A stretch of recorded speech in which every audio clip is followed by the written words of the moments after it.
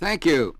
Today, my wife Ruth and I are going to answer some of the questions we have received from listeners. Of course, it's impossible for us to answer all the letters we receive on the air. So, on this program, we have to choose questions that we feel many of you may be asking. Ruth, what's the first question? What is the right way to get along with a daughter-in-law?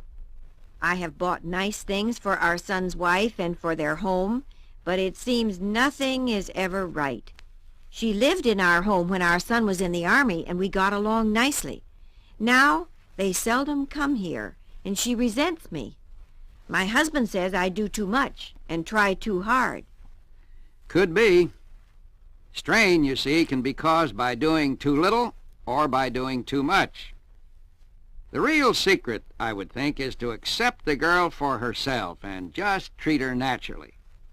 Don't think of her as our son's wife, but as that nice girl Mary. Exaggerated attempts to be nice invariably indicate that a basic resentment or barrier exists.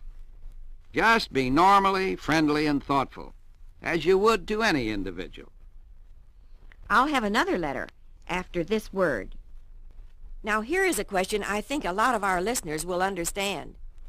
We are deeply in debt and cannot seem to see any way out. Can you give us any help?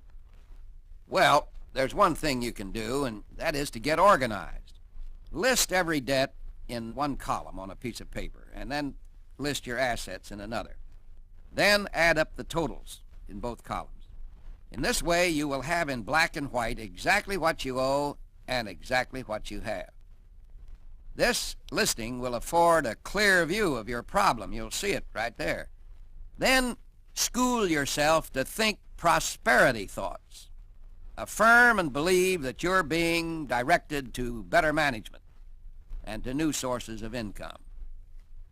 Then write your creditors a letter and tell them that you've started a definite, systematic repayment program. And then regularly pay off a little, even a little, on each debt. You'll be surprised, I think, at your creditors' cooperation. And you'll also be surprised at the accelerated rate at which your debts will shrink. Well, I'm sorry, but we'll have to save the next letter for next week. Do you have a question you'd like to ask? If so, please write me, Dr. Norman Vincent Peale, care of this station. Mrs. Peale and I will be delighted to answer as many of your questions as we can on the air.